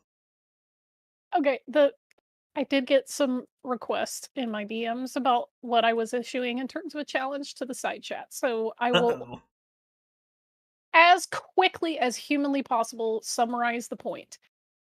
I've heard a lot of ex-Christians and atheists and agnostics arguing that in Genesis 6, it says God regretted making mankind, and if God's omnipotent, he shouldn't regret anything. If he's omniscient, he shouldn't regret anything because, he's all powerful and he knows everything, so why does he regret something that he knew was going to happen? Let me explain to you very, very quickly why that is a straw man argument, and you guys really need to get better arguments. If you are reading the text in translation, you cannot set up an argument of that caliber without looking at the original language of the text. Because every translation has made decisions about the connotation of words that they're putting into your language. For anyone who speaks English, if I say, I'm going to take this Sprite and drink it, you would say, okay, that's nice. If I said I'm going to steal this Sprite and drink it, that's a completely different connotation. Both of them mean take, but steal means to take without permission, right? So, the word that people in English read as regret, does it actually mean regret as someone feeling guilty or, oh man, I shouldn't have done that or whatever? Or is there something else going on there that you just don't know about because you never looked it up? You just trusted that the translators got it right there and you just rolled with it. Go look at the text, go look at the manuscripts, compare versions. In the Hebrew, the word naham, which is what that root word is, it doesn't just mean regret. It's used in several different ways. Most of the time, that word is used in the context of comforting or consoling somebody. Like if you're upset, you're going to comfort them. Did God comfort having made mankind on earth? No, that's illogical. You don't comfort having made something. So there's a different meaning that goes along with that word that someone chose to make regret. Here's why. In Hebrew, the words and the roots that they come from are verbs, okay? To do something, to feel something, whatever, in infinitive form. Naham isn't just console, or to be sorry, or to rue, or regret. The verb it's telling you about is to sigh, as in someone going, that kind of sigh. You can sigh with someone when they are sad. You can sigh when you're sad. You can sigh when you're tired. There's many different reasons for you to sigh. To just let out a breath. Okay? Now, if you were going to be honest in your translating and use a word in English that gets closer to the meaning in Hebrew, you would give the impression that God is overwhelmed with feeling like, this is so bad. That's the connotation that you want to give people there, because that's what it means in context. In fact, the next couple of words says, with a sorrowful heart. So the context of the verse is, he's upset. Like, ugh.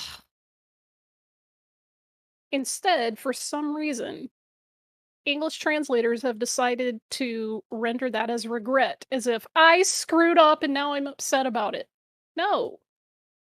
That's why I continually dunk on people who build their arguments based on translations when they have absolutely zero clue about what the original language of a text says and the nuance of language. So, congratulations, you guys are arguing over some stuff. I support it, have some discourse, but if you're going to use that specific verse to argue, you need to be informed about the language that you're ostensibly using to build your argument.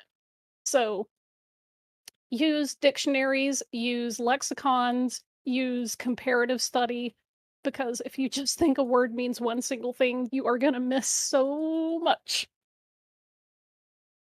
Soapbox over. I return my soapbox to its former resting place. All right. Please Let's continue. get some more Dino Dave. God, the universe, as self-existing, it was not created.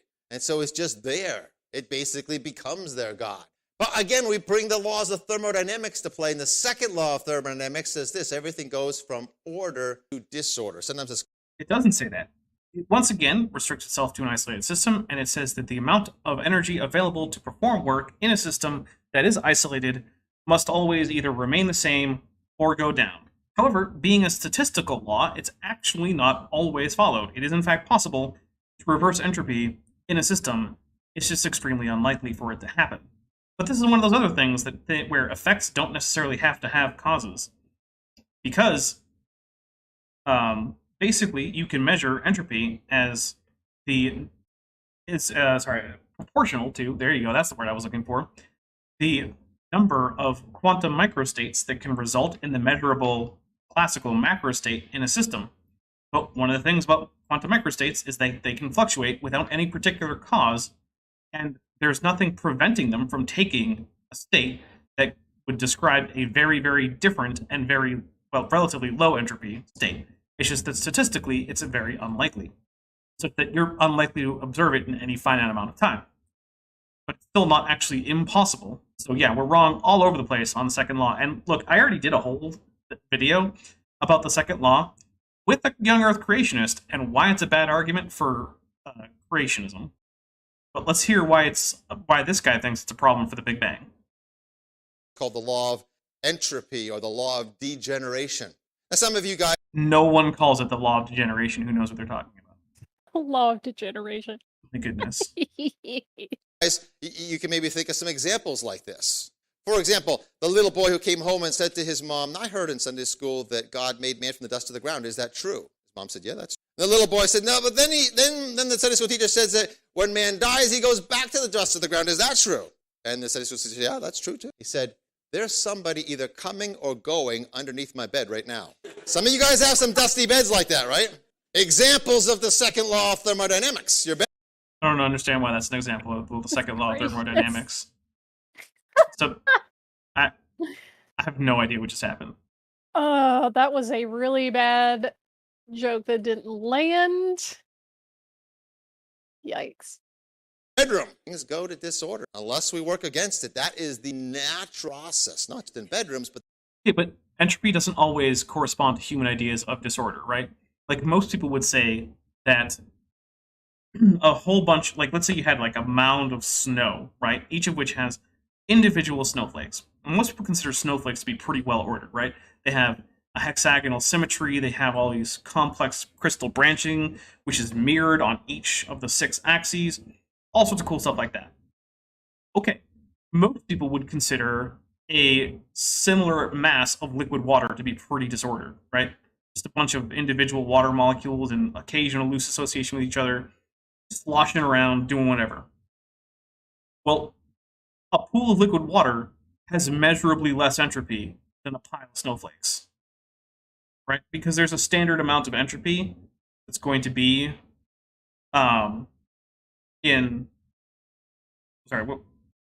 I just lost that train of thought. But yeah, like you can actually measure that there's a whole lot more in the entropy in the snowflakes, right? Because the water has more. That's where it was. The water has more energy that's available to do work. You can transfer more heat out of it, which can then run processes which perform work than you can with the pile of snowflakes for the very fact that they're frozen, so they must have less thermal energy in them. You can measure that amount of entropy. It's higher in the well-ordered snowflakes. So I don't know what to tell you, man. Entropy does not always correspond to human ideas of order. Sometimes it's the reverse. Sometimes high entropy systems seem more ordered than low entropy ones. Now, I'll grant you, a lot of the time it does line up, right? A lot of the times, low entropy systems seem more ordered than high entropy ones, but not always.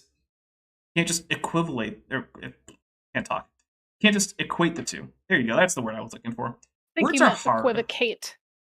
Because you almost said it. I was like, could oh, also say that. You can't equivocate between the two. That Yeah. would also be a phrase that would be true and that I probably should have said. Anyway, words are hard. We're going to continue Yes, they on. The universe. The magnetic field is wearing down. The sun's burning up. The magnetic field is not wearing down. That's just not, it's literally not true. Oh, creationists. Up. The moon every time around goes a little further out. Eventually you're going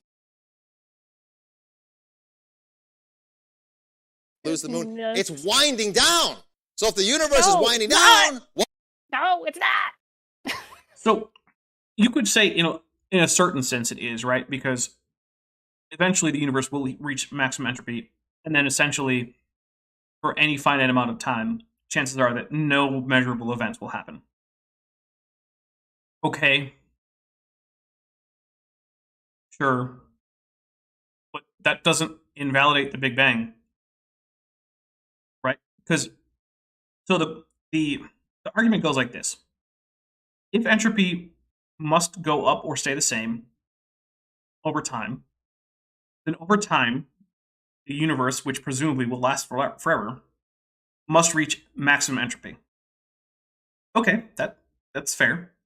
Therefore, for there not to be maximum entropy now is a contradiction. Well, that smuggles in two assumptions, or one big assumption, basically, which is that the universe has existed in the infinite past. If that's not the case, then the universe does not have to have reached maximum entropy by now, because there hasn't been an infinite amount of time.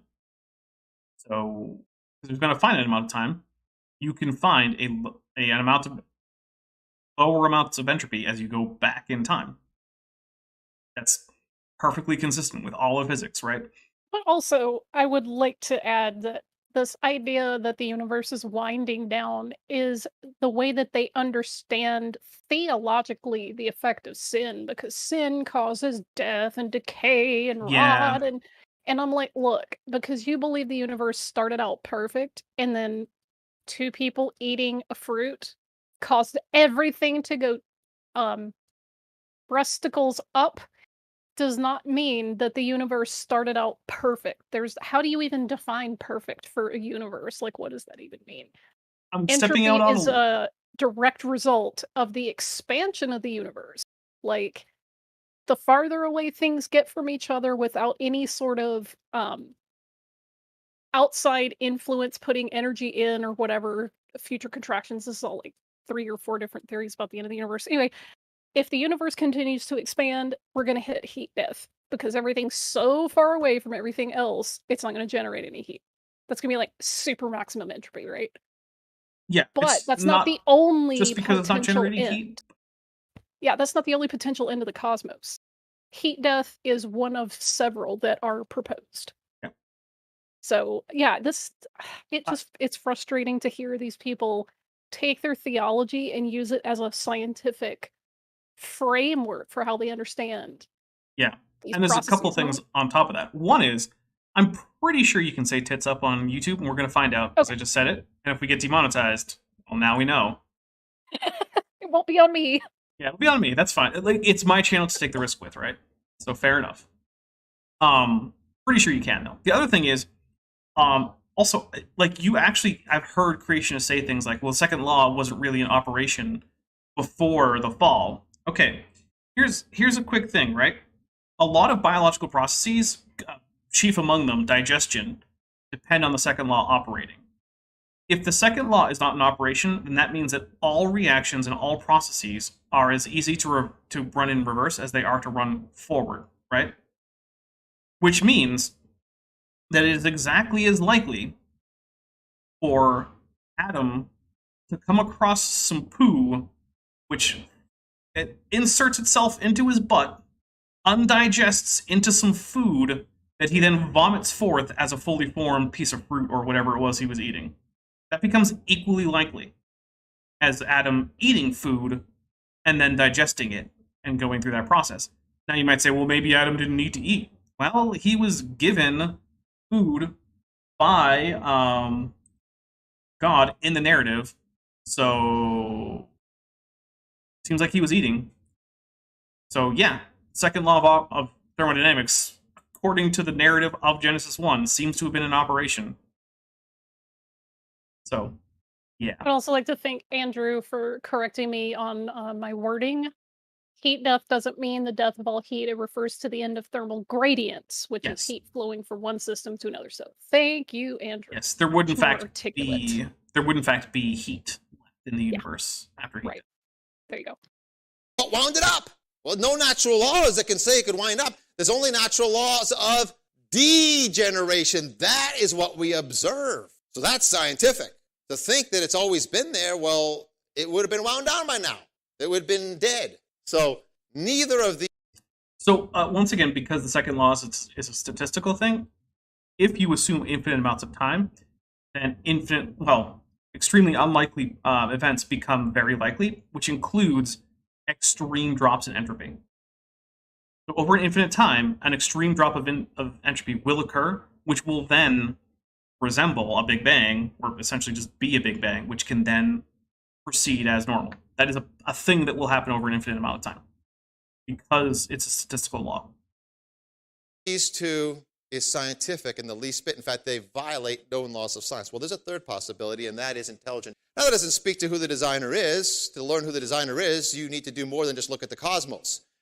I appreciate the acknowledgement that if you get to like the philosopher's god, which is sort of like a lot of people who argue that a god is like an ontological necessity for the universe, well, it doesn't really get you to the god of any particular religion other than sort of a bland deism.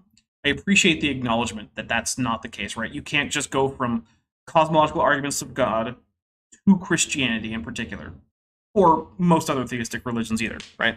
Because you can't get all of those characteristics or the historical interaction with humanity from those arguments. So I'll give Dino Dave some props for noticing that, I don't know if it's a problem, but noticing that nuance of the philosophical arguments for God versus trying to argue for Christianity. For him. Yeah. You know, we got to give credit where it's due. And that's actually something that I hear a lot of, or I don't always hear people making that distinction when they're arguing for God. A lot of times they will make philosophical arguments about why God is an ontological necessity for various reasons, and then leap to, therefore Jesus rose from the dead to save you from your sins. It's like, well, nope, there's a leap there. Even if I accept your first part, it doesn't quite get me to the second part, buddy. You gotta bridge that gap. It's just it's gotten to the point where intelligent design is just the mayonnaise version of young Earth creation from the Christian perspective. So what's the deli mustard version? Not young Earth creation, but creationism from a Christian perspective. Like, yeah. Guys, just say you're Christian, because if you want to sanitize it and call it intelligent design, that could be aliens. Oh, well, they say it in their private internal documents. Uh-huh. Which actually, this past video, the video I released this Thursday, talks about that. I actually read a big section of the internal memorandum from the Discovery Institute about how they're very much a religious organization that very much is interested in making a not necessarily technically theocratic government, but one that definitely explicitly accepts the existence of a higher power and operates from that basis. Which is a pretty minor distinction in my book, but yeah, I'm just like, keep all of these religions and theological things out of government, please, and think. All right, here we go. But at the very least, just looking at the cosmos, we can say, okay, somebody designed this. We do observe designers designing things. That is empirical. We observe that. Now, about this time when I like the just bald assertion. The universe appears designed. In what way? We're just moving on, guys. We're just gonna move on, yeah. Yep. There's no attempts to argue for that. Now, look, to be fair, maybe he has other videos or recordings where he is, in fact, arguing for that, and I just haven't come across them. That might be, right? Because this guy's got a lot of crap on his website that I haven't gone through. I listened to part of this and part of another thing from his website, and I watched one video with him. So that's a tiny fraction of what he has. So it actually is entirely possible he does. But at least in this one, you might want to fill in that argument there a bit. Although, to be fair, I'm also complaining about how we're 14 minutes in and he hasn't gotten to a second question. So maybe I'm talking out of both sides of my mouth. All right, here we go. do this talk in public colleges. I've done it even in public schools. I was in the Concord High, Laconia High, and this last year I went to Pittsfield High. Here's the thing about public colleges. If enough students get together to invite basically anyone who isn't just going to incite to violence or advocate for genocide, there's a pretty good chance that they can successfully get that person to show up. Yeah. It's very easy to actually get someone to talk at a college, as long as the college doesn't have to do anything other than reserve a room.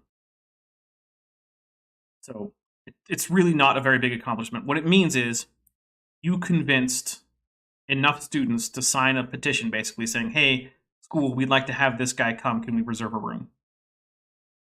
That's it. That's all it takes. Yeah. Yep. It really is that easy. I mean, it is. And I think it should be, right? I think that it should be relatively easy for students to reserve a room for the purposes of having someone come speak.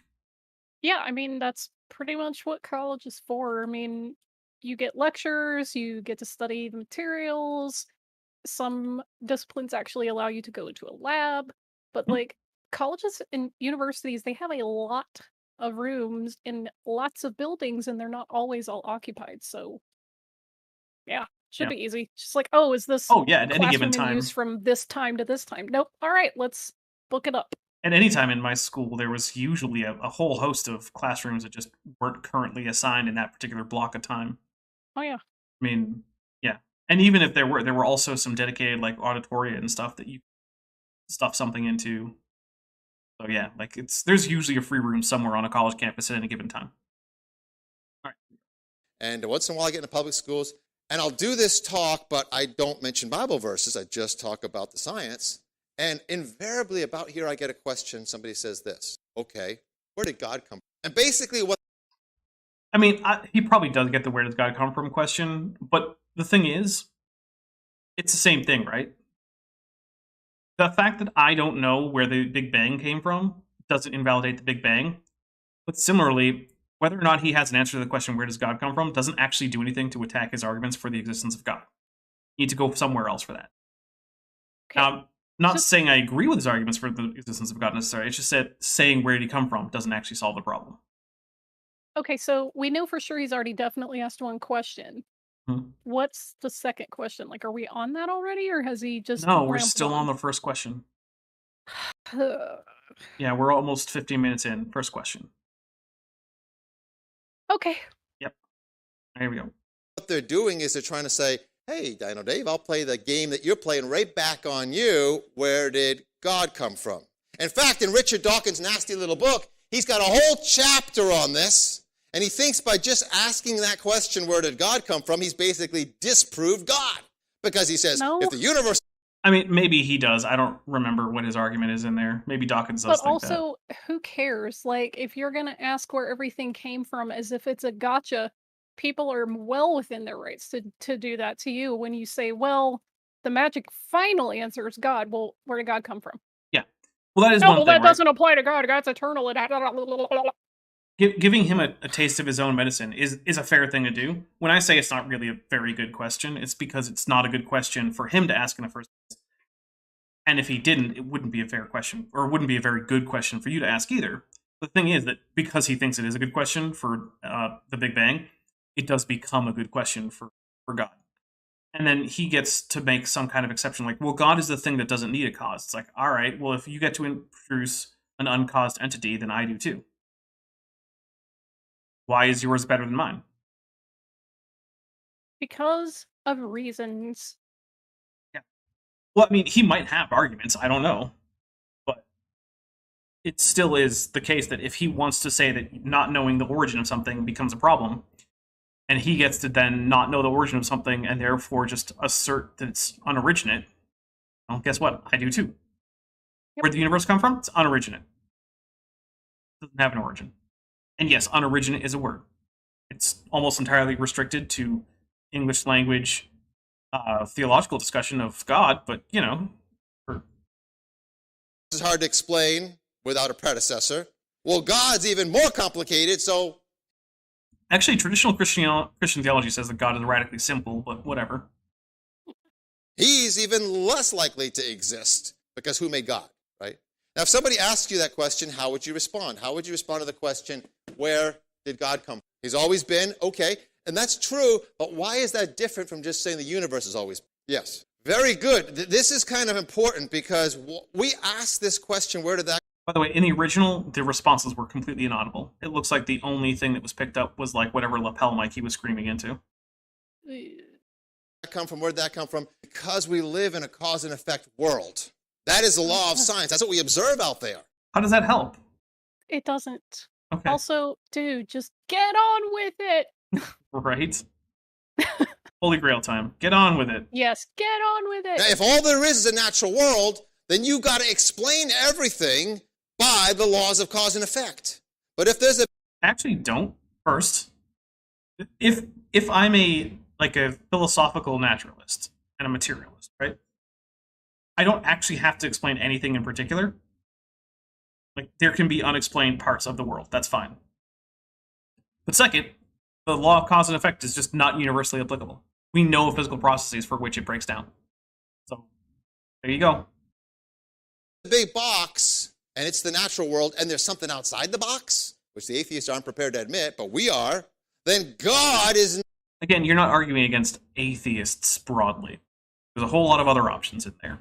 Here's the thing, right? Even if you could get to atheism is big dumb, there must be a God, it doesn't invalidate the Big Bang, it doesn't invalidate evolution, it doesn't invalidate the age of the Earth. Those are still things you have to grapple with to be a young Earth creationist. Not subject to the laws of the box. He made the box, and he made the laws of the box. Would God be subject to the laws that he created? See? And the thing is, okay, so saying God isn't subject to the laws of physics, great. Beginning of time isn't. Like, it's an equivalent argument. You need more than just, I declare that God meets these certain criteria. Because other people can just find a non-personal thing that they declare meets these criteria, and it can just be the big, like, the time equals zero portion of the Big Bang, right? That instant doesn't have to follow the laws of physics. In fact, we already had a Christian cosmologist say about as much, and then say that that transcendent thing applies to the universe because it's God creating it. And it still comes out to the Big Bang happened. Like this, it doesn't actually help your argument against the Big Bang. so... I'm by also def- I can't not say this.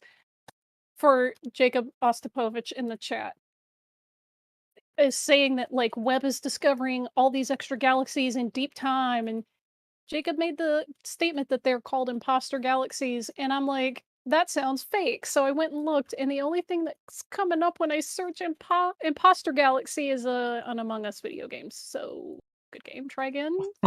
So I do know that there is apparently some interesting things coming out of James Webb about particularly distant light sources that seem to be some kind of galaxy thing. I don't know. My understanding is that the data isn't all in, and so that there are a lot of ideas out there. And look, I'm not an astronomer, I'm not a cosmologist, so I'm waiting on some of that stuff. But I have heard some rumblings about some interesting signals coming back from James Webb that are unexpected. And I don't know that I've heard the term imposter galaxy, so I don't know. I'm looking for imposter galaxies, so if you guys can point me in the right direction, because I tried searching for it. If you guys have like the name of an literally article the only or things something. coming up were video games. So is there a scientific source that you guys can point me to where I can learn some more? Because Yeah, it just sounded real fake. If you guys have the name of a article, please do post that. Or if you happen to be a mod and you have a link, that would be cool. And Tesla Ranger says, dust absorbs shorter, bluer wavelengths of starlight while allowing longer, redder wavelengths to pass, meaning that a dusty galaxy can mimic the redness of a higher redshift galaxy, which is fine. I'm not arguing about their distance. I was just asking what an imposter galaxy was referring to, because it would seem to imply something that looks like a galaxy but isn't. Yeah, Anyway. I'm unfamiliar with the term, so I'm going to defer to people finding something and putting it in the chat, because I'm not familiar with the term. Because look, Yeah. I don't know everything. There's a lot of stuff I don't know. Although Icarus in the chat did just put in a link, which hopefully won't play sound, because I just opened it in a new tab for later. It's always a danger of clicking on any link while I'm streaming, is like, what if this auto plays sound? Which, by the way, if you're a web developer or like a webmaster or something, don't make your website auto play sound. Nothing makes me hate your website more than it auto playing sound. It's the worst thing in the world. Well, okay, that's not true. It's very, very unpleasant. All right, here we go. Okay, so it's just talking about redshift, which I'm cool with. I'm redshift and blueshift. I get it. This is like a distance and / time determinator, which is like, got it. But I'm like, why are they called imposters? Oh, because they seem like they're farther away than they are. So okay, so people... are looking. At first, you might look at them as like, oh, this is a very distant galaxy, so we're looking at a very early galaxy, except it's actually a closer, later, but dusty galaxy. Yeah. I feel like they might need a more clear description of that than imposter galaxy, because it makes it sound like fake galaxy, and I'm just like, "Ugh." Look, That might cause scientists some- are crap at naming things. Yeah, but most of the time when science names things, it's really, really obviously literal. Tell it to the charm quarks. I'm just saying. Or the horny toad, which, by the way, isn't a toad and actually just wants to be friends. Yeah, it looks like this thing, so we named it this, or it was found in Utah, so we named it, Utah Raptor. It's like, okay, well, there you go. So Yeah, well, the thing is, Terrellton lives. Just That's said, in, I like- know who I am. I'm a galaxy playing a galaxy disguised as a galaxy. Nice. that is a great reference. That was one of my favorite lines of that movie. I think it was movie probably was so good. everyone's favorite line. That line is very, very good. All right, here we go. The whole sequence. Definition, God is supernatural, outside the natural. In fact, the very idea, where did it come from, presupposes that something is in time. And yet we read that God created time. All right, well, I can throw that right back. The Big Bang is supposed to be time equals 0, so asking where it came from is just as silly as asking where God came from if God is outside of time. There is no before the Big Bang. Problem solved, I guess. David B. 22585 says the Utah Raptor isn't even really Mormon. It's true. There's no evidence that Utah Raptor was Mormon. You guys are on fire. I love it. We have two trinities. We have the Trinity of God, but we also have the Trinity of the creation: space, mass, and time.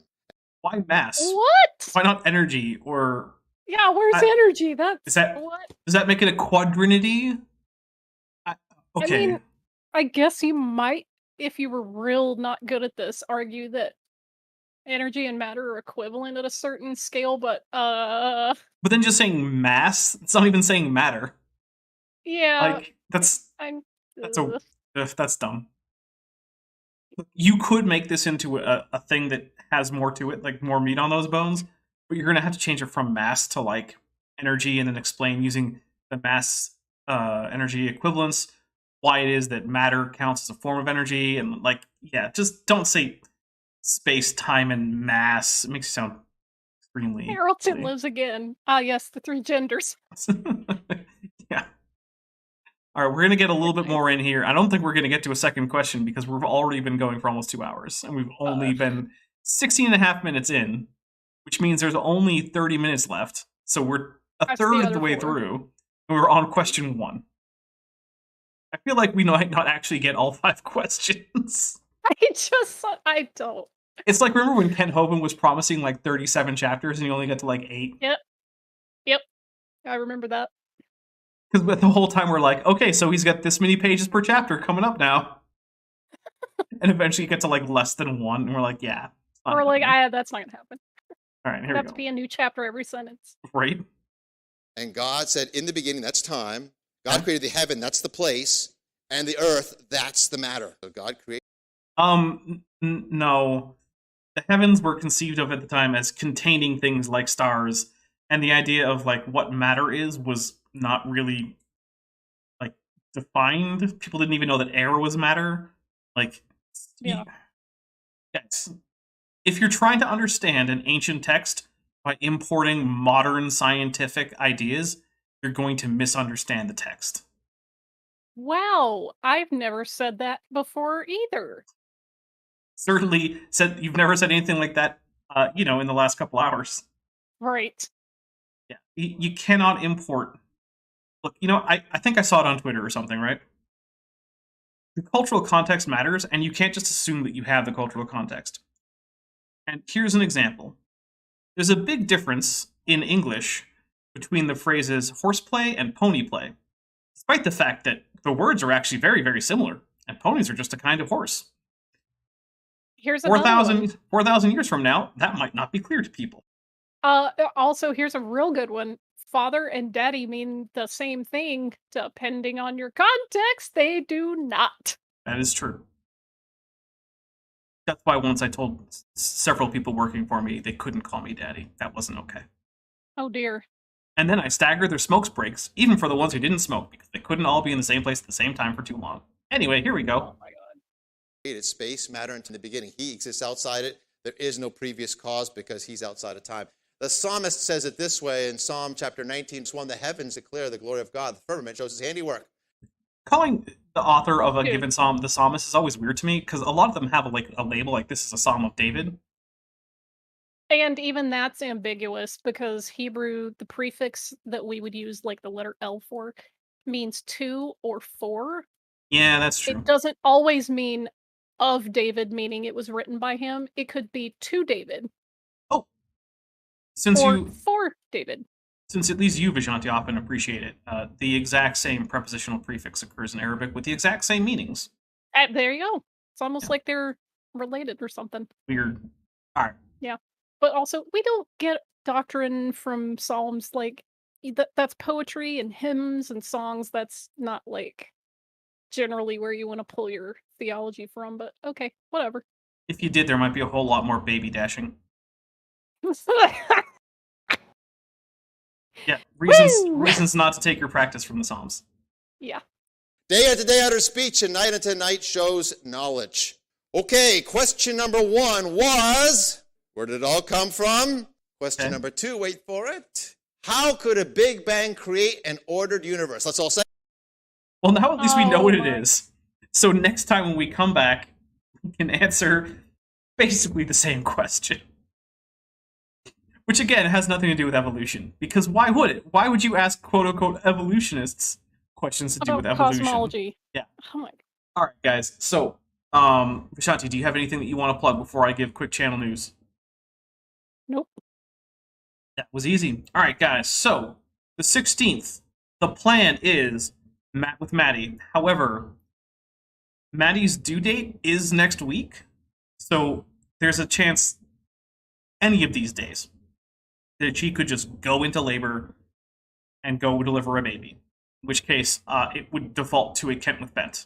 So, you know, it's one of those things, right? This is part of life.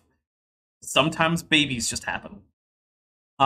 So right now, we are planning on having a Matt with Maddie on the 16th. But that's, you know, subject to change. The 18th, a couple things are going to be happening on the 18th. So, the first thing that's going to be happening is that I'm going to be premiering the second part of the 4-part Stephen Meyer series. But then after that, I'm going to go on to Chesh's channel to talk about D&D stuff, because I will have received and hopefully read through, at least most of, the Spelljammer stuff. So if you're interested in the Spelljammer setting for D&D 5e, I'm going to be talking about it over there. I don't know what's happening the 20th, and there you go. That's a week ahead or so. There is probably not going to be Guns, Magic, and Steel for quite a while because, you know, Erica is getting back from her travels, and Maddie's having a baby, and all sorts of that stuff going on. However, on the 24th, if you want, you can come to Top Hats Off and watch the next episode of Power Rangers Jungle Beasts. Maddie probably won't be there, because by then she'll almost certainly have had a baby. But it does look like we are going to have the other players there. Vadim asks if Spelljammer is out already. No, I'm going to be... basically, I received a Amazon gift card, and one of the things I did was I pre-ordered the Spelljammer box set, so it's going to be coming to me on the 16th. So the same day that Matt with Maddie will also be a day where I am spending a lot of time reading Spelljammer stuff. I'll also be spending a lot of Wednesday reading Spelljammer stuff, so that way I can talk about it on the 18th. Originally, Chesh's idea was like, well, let's do it on the 16th, and I'm like, you got to give me time to actually read the books. I can't talk about books I haven't read. That's not going to work. And she begrudgingly agreed that that probably wasn't going to be the greatest idea. Other than that, yep, the 30th or the 23rd should be a Jackson with Jackson, and then the 30th should be a Kent with Bent. But guys, thank you very much. I'm going to hit the outro unless, Vishanti, you have anything else you want to talk about real quick? Real quick? No. All right, then. Here come the end credits. Thanks for watching, but before you go, I just want to say a special thank you to my channel members and my patrons, especially those pledging $20 or above. Bob Knob, Work in Progress, Benthoven, Cynically Skeptic, Denny5252, Ian Chen, John Ackerman, Landon Knoll, Mabdy Babdy, McSpooks, Sphincter of Doom, The Venerable Veed, and Patrick Dennis. As you probably know, YouTube is a very volatile platform, and from month to month my income on the channel can swing wildly. But the people you see on screen are directly supporting so that I don't have to worry too much about that, and the channel can keep going as it is, and perhaps even improving. If you'd like to join this team, there are links below to join the channel or in the description to join the Patreon. The Patreon starts as low as $1 a month, and the channel memberships start as low as $1.99 a month. On Patreon, you can even get a discount for pledging annually. If you do decide to pledge, you'll get access to an exclusive Discord server just for channel supporters, as well as early access to all of my pre-recorded videos, often up to 2 months in advance. Higher tiers will unlock even better perks. Now, if the annual or monthly pledge isn't right for you, but you still want to support the channel, there is a merch store down in the description, as well as an Amazon wishlist, just for me. And if financial support isn't something you can or want to do, then if you still want to help out the channel, please just like and share these videos and make sure you comment on them. It really helps the channel out. Thanks again for watching.